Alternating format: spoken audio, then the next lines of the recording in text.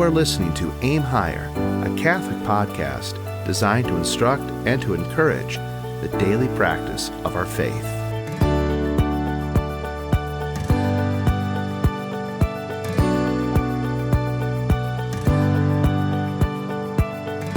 Pax et bonum, peace and good to you all. Welcome to another episode of the Aim Higher podcast.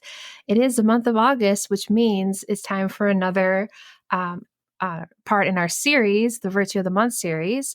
And, and for August, the Virtue of the Month is diligence. So I thought I would start with the definition of diligence, which is the careful and persistent work or effort. I also have here, it's the steady and earnest and energetic effort. So with that definition, I will follow it with a quote. We had a few to choose from, and we chose the one in the middle.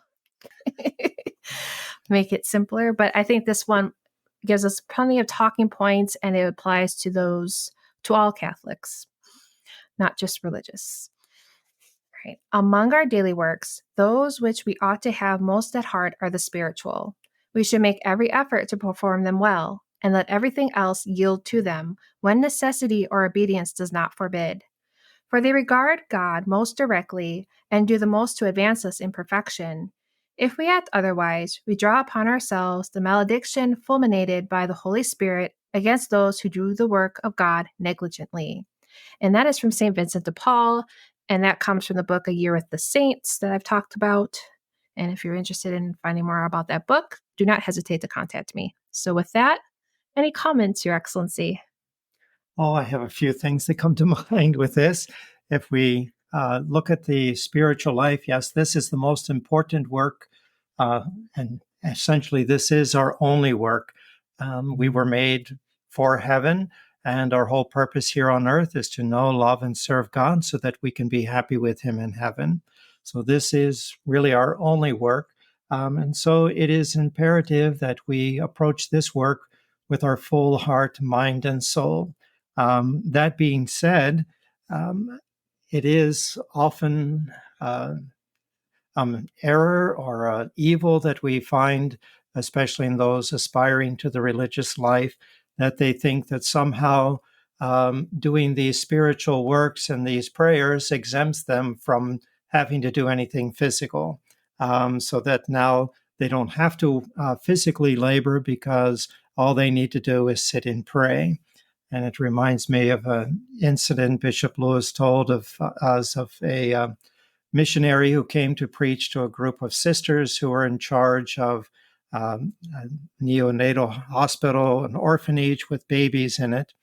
And the missionary expressed to the sisters that they should not run away from Mass immediately after Mass, but they should remain a while longer and pray and remember who they have just received in Holy Communion. And this is all well and good.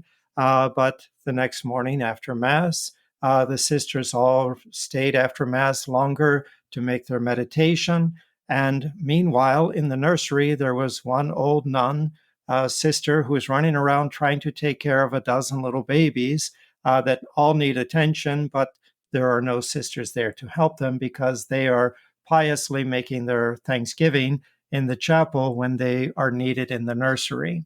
And so we see that these physical works are also spiritual works, and it would be much more pleasing to God that they go about taking care of these infants for the love of God and seeing Christ in these infants rather than piously sitting in the chapel twiddling their thumbs, daydreaming, or even if they are making a good pious meditation, that is secondary to the work at hand. So I like that quote pointed out, as long as these are not opposed to our necessities, to our obligations, our duties, then we must put all our effort into these spiritual works.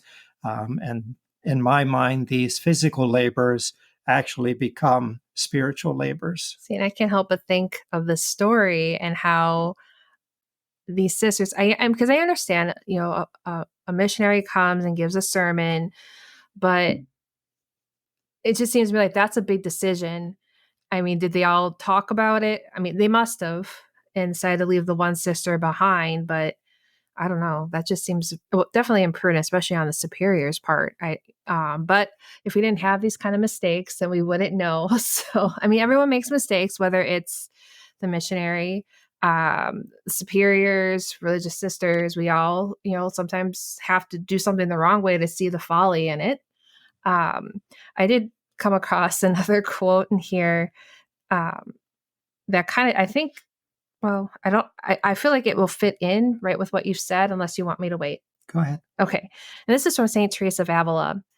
Never allow yourself to believe that time lost, which is spent in performing your charge well. For this is a thing so acceptable to the Lord that he gives in a little time that he would otherwise be much longer in giving, and even doubles what has been abandoned in his service. I mean, it makes me think of the leaving Christ for Christ too. Mm-hmm. Sometimes, we, how does that go? Sometimes our daily duties require us to step away from our time in prayer, but that's not to say, because I think we all recognize that we do need to do better in our spiritual life, in our prayers.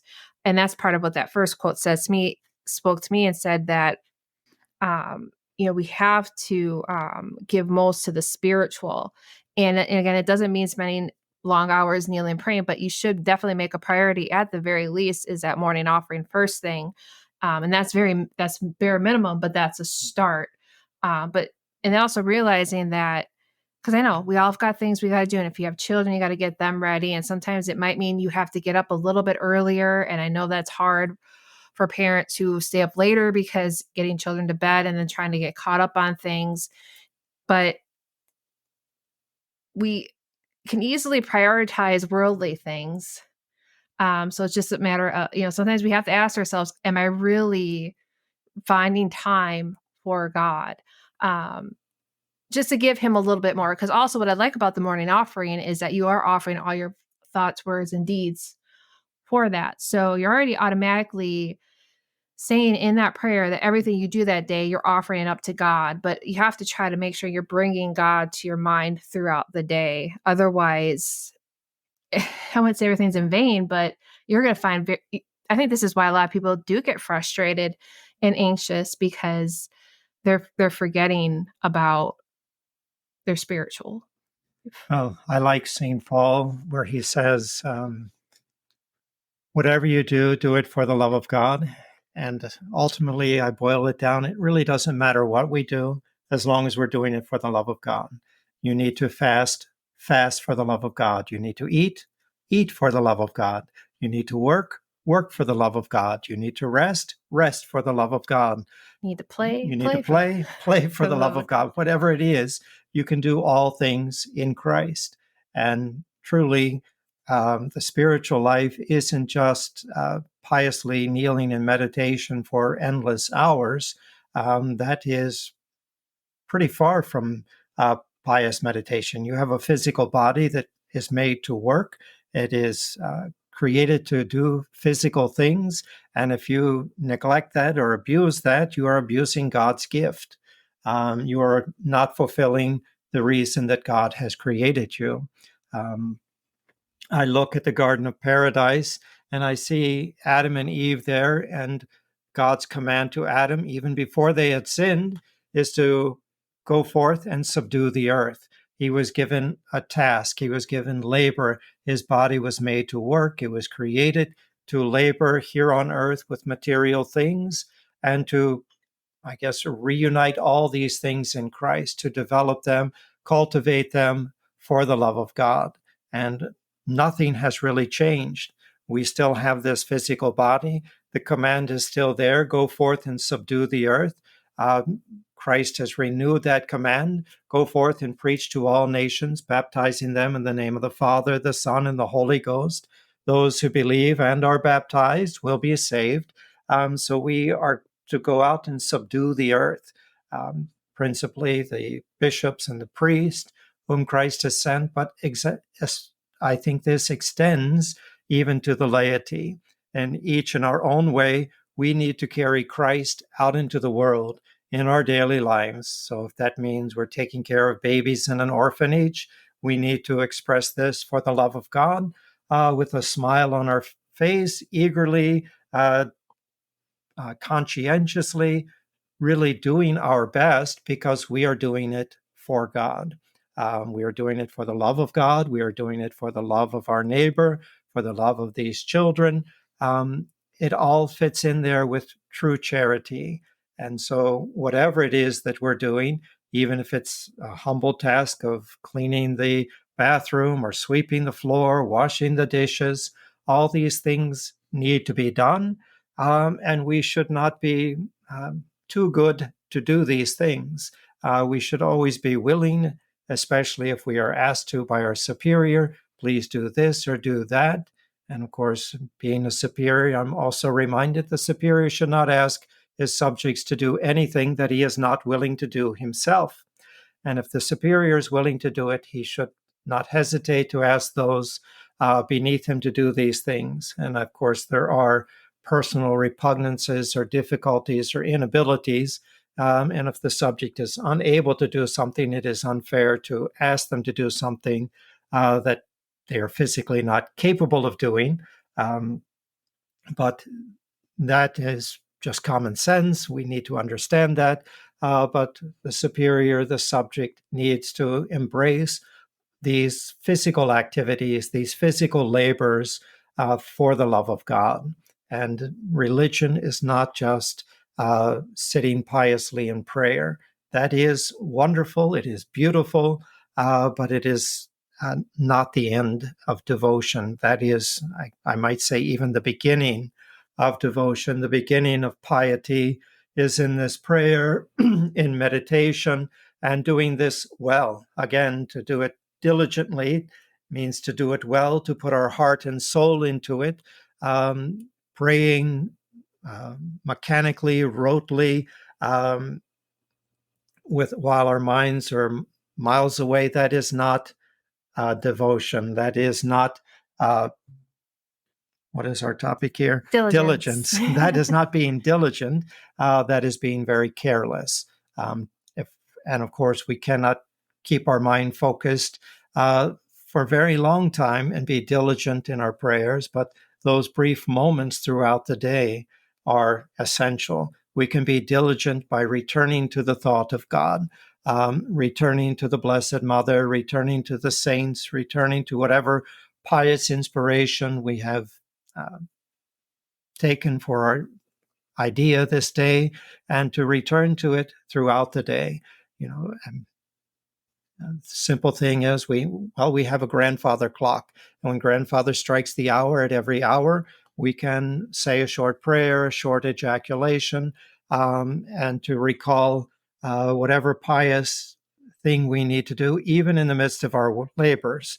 So we can still sweep the floor and say our Fathers, or Hail Mary, or Glory Be, which reminds me of another interesting little story that Bishop Lewis told us about the priest who was hearing confessions. And one man comes in and asks the priest, he says, Father, is it okay for me to smoke while I'm saying my rosary? Interesting. And the confessor says, no, absolutely not. And so the next young man comes in and says, Father, he said, would it be okay for me to say my rosary while I'm smoking? He said, definitely. Sure, you can do that. So you see, the difference is that one's primary intention or primary task is saying the rosary, and the other one is smoking. Okay. So we can bring prayer into whatever activity we're doing, but we're not allowed to bring other activities into our prayer. That's an interesting point, because one of my when I'm driving long distances, I like to say the rosary because I feel like that's a really great use of my time. There's usually not a whole lot I want to listen to on the radio.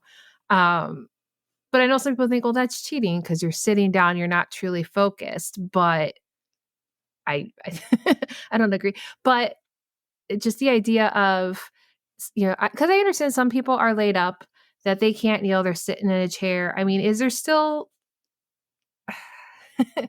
I mean, we still should probably try to find our full attention on the rosary. I mean, if you need to take a drink of water due to illness, fine. But I mean, we all know we can survive 15 minutes without water. I mean, you would, if someone came to you and asked if they could, while saying the rosary, smoke, you may say, well, yes, that's, your attention is the rosary, but would you, what would you say to that person?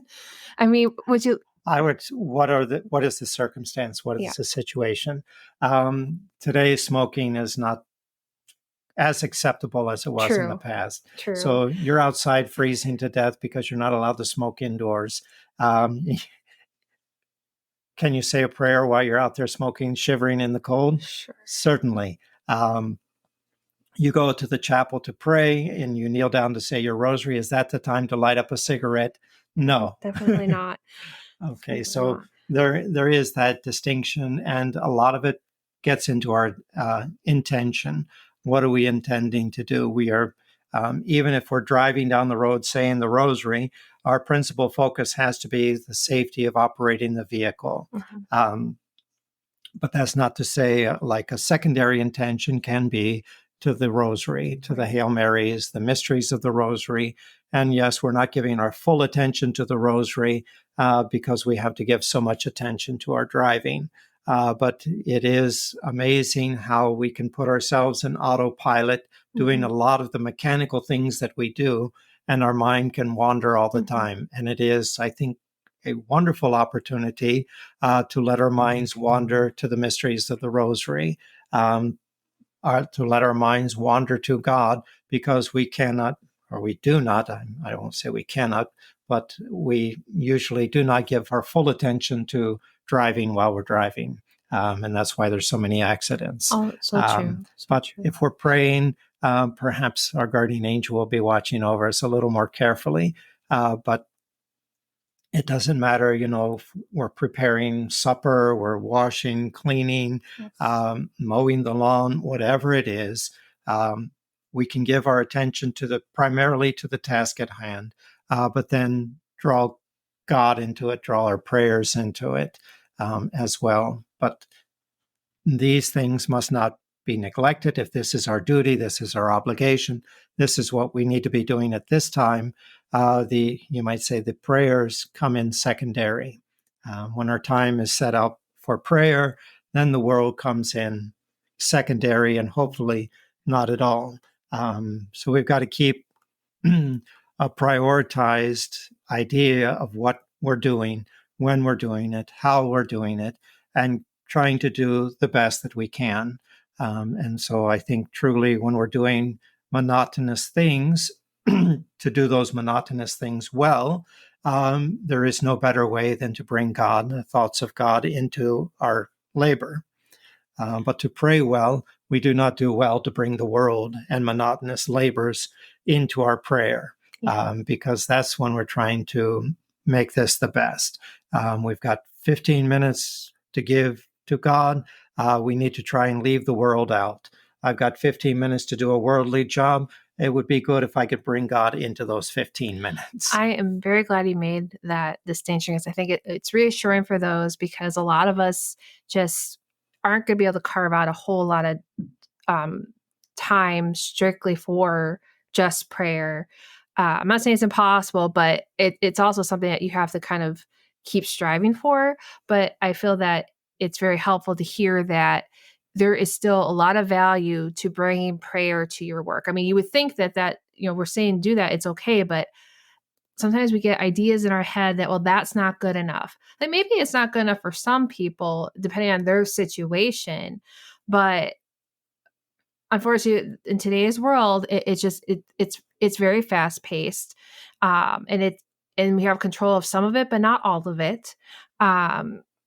And so just to hear that we can truly bring those simple prayers into those duties, I think will definitely be helpful to a lot of our listeners, because, a lot of us have our time is to our employer, good chunk of our day, or it's to our families, children raising, or the care of an elderly parent, what have you. I mean, realistically, our time is pretty well spoken for in different vocations. But I mean, I find it very helpful if I'm doing dishes, to say some Our Fathers. And that's something that just like, it's almost an auto reflex. And I started thinking, well, is that too automatic? Is there something wrong with that? And there might be some sloppy Our Fathers in there, but every once in a while I was like, oh, what are you saying? What are you doing? And keeping up no matter what. Because maybe there were some Our Fathers that were not very, very well said, but there's a few in there that are, and God appreciates that struggle, which is something you told me. Well, he tells me many times. And that's a struggle, and not just a prayer life, but a lot of other things.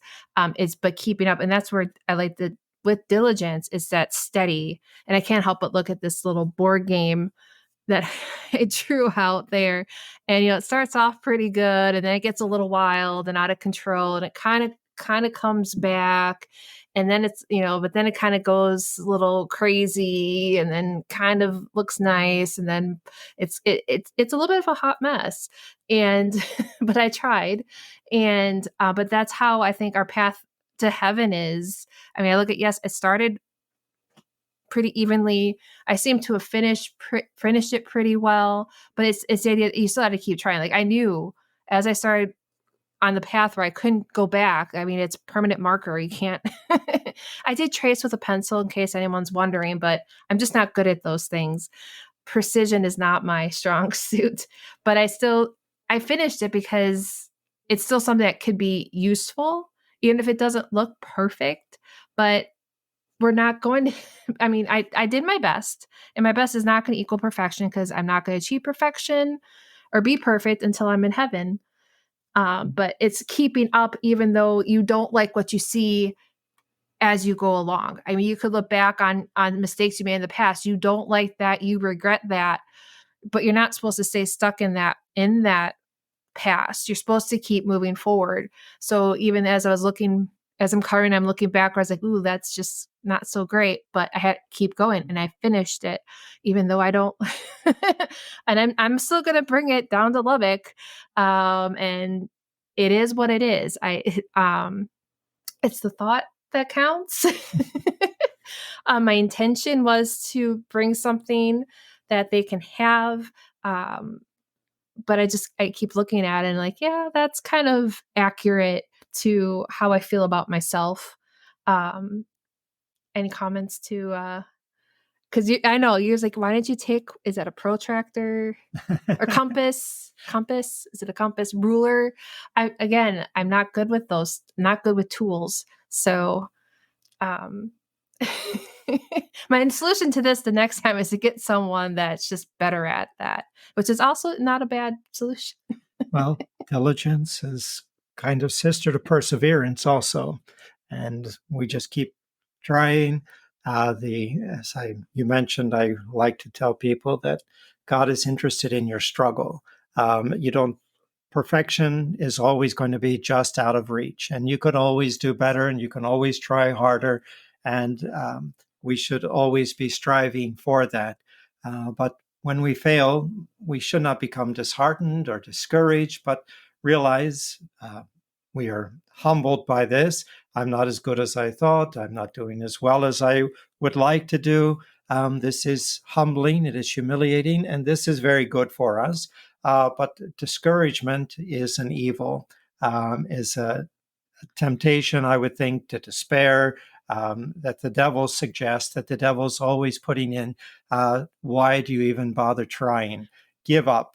You're just making a fool of yourself. It's better not to do anything than to make a mistake. Well, see, and that wasn't even my first attempt at drawing a board game. I knew that I'm not great at it, but I still did it anyway, which I think is progress in my own perfectionist tendencies, my striving to gain some humility, patience, what have you. So, and I think these are things that come into our life that just remind us of really how we really do we can't depend on ourselves.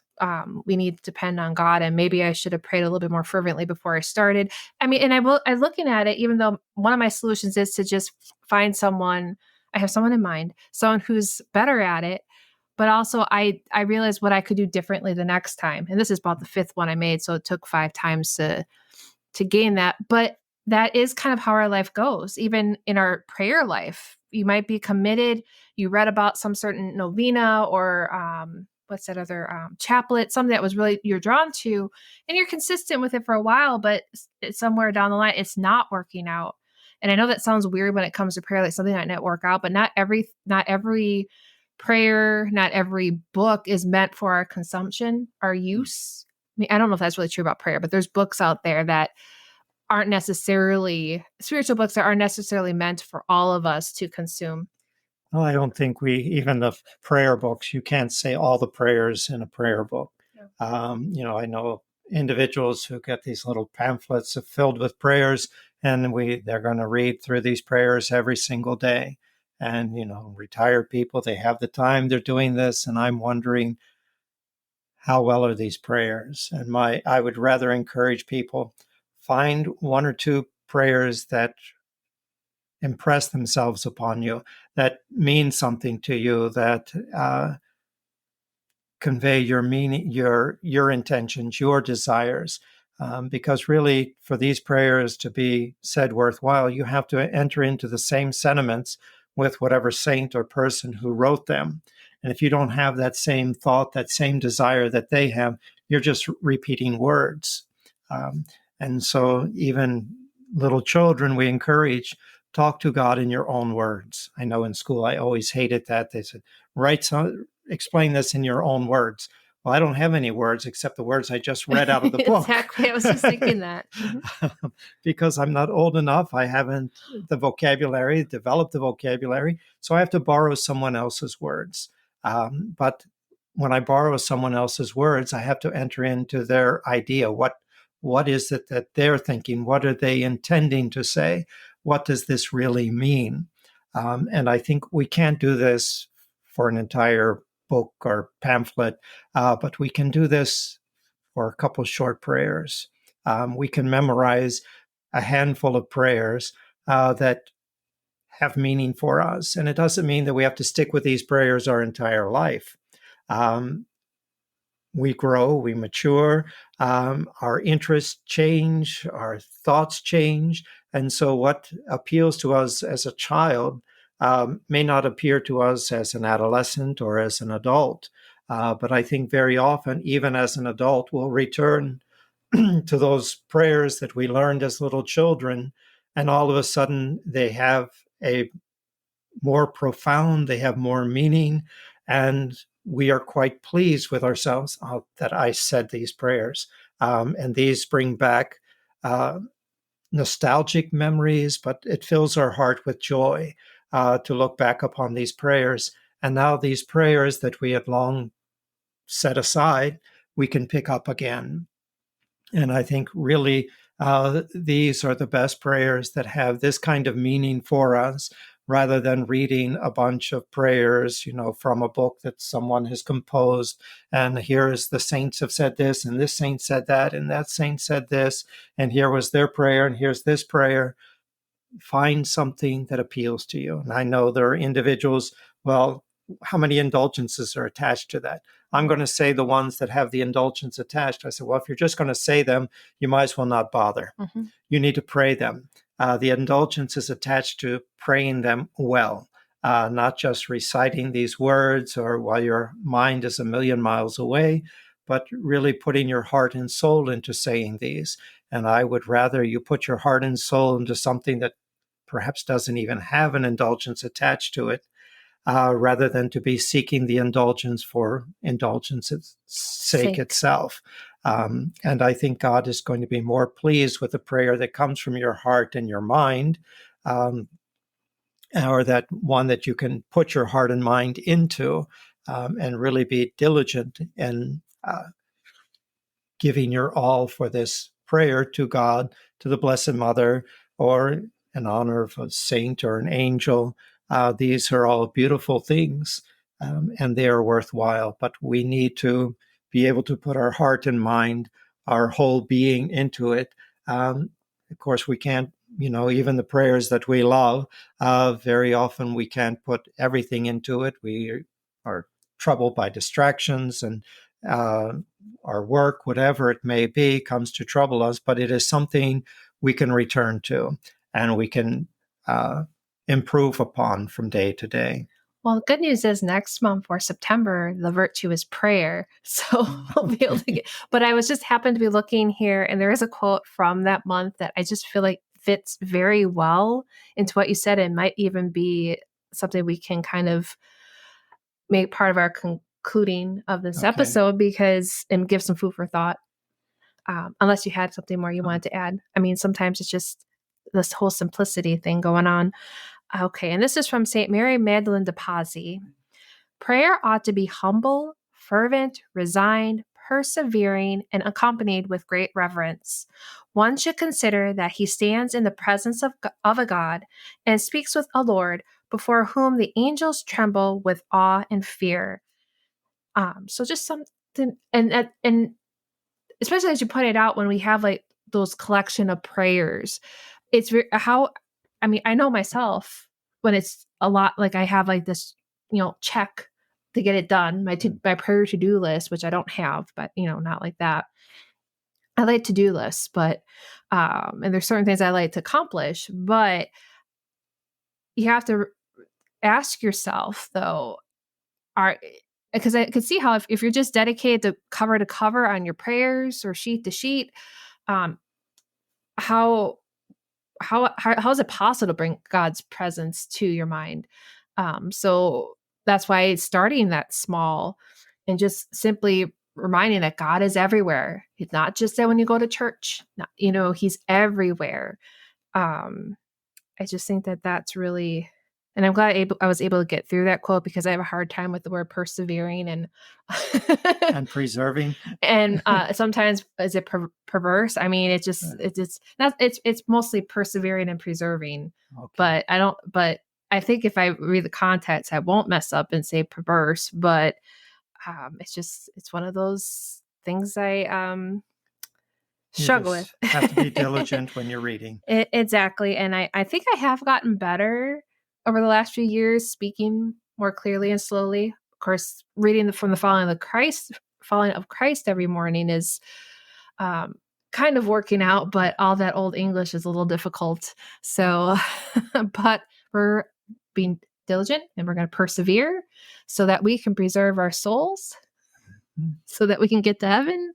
I know you're just anyway. Any final? Well, I do like Father Anthony gave a talk or wrote an article on freedom to fail. And I think too often we're hung up on the idea that if I can't succeed in everything, I'm not going to even try. And I think that is a big mistake. We know that Christ fell as he carried the cross, and we know that the tasks we're going to undertake are not always going to turn out perfectly or exactly the way we want it. But that humiliation that we are put under, that trial, is probably a greater blessing than having accomplished the task to our satisfaction. God doesn't need us. He doesn't need our labors. He's interested in the love that we put forth, the perseverance, the diligence that we put into it for him. I like on Mother's Day to refer to a little boy who picks a bouquet of dandelions and gives it to his mother. She puts them in a vase. These are the most beautiful flowers in the whole world, but they are nothing more than weeds. They are beautiful because the little boy has the best of intentions. It is the love that he brings forth that makes these dandelions beautiful. And I would, you could compare that if the husband went out and picked a bouquet of dandelions and gave it to his wife on Mother's Day, she would probably throw them in his face. You should go out and get a bouquet of roses, something more appropriate. But there is that difference because of their capabilities and the intention, the effort that's put into it. And of course, there may be grown men who will go out and put forth the effort to pick dandelions, because that is more effort than stopping by a store and picking up a bouquet of roses and giving them. Well, maybe he knows his wife wants to make dandelion tea or wine. So Okay, he's just, he's just helping her out. But it is the intention that God is interested in. That's what we should focus on, doing our best. And I think that's really all the virtues. But diligence is putting forth our all for the love of God. And with that, shall we say, Amen? If you'll give us your blessing. benedictio de omnipotentis, Patris et Filii et Spiritus Sancti descendet super vos et manet semper. Amen. Thank you, Your Excellency.